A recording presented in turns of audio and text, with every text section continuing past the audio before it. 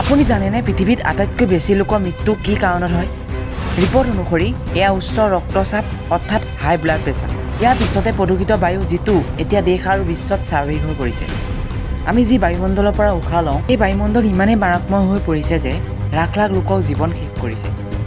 শেহতীয়াকৈ প্ৰকাশিত এক প্ৰতিবেদন অনুসৰি 2021 চনত সমগ্ৰ বিশ্বতে বায়ু প্ৰদূষণৰ বাবে 81 লাখ লোকৰ মৃত্যু হোৱাৰ বিপৰীতে কেৱল ভাৰততে 21 লাখ লোকে প্ৰাণ হেৰুৱাইছে।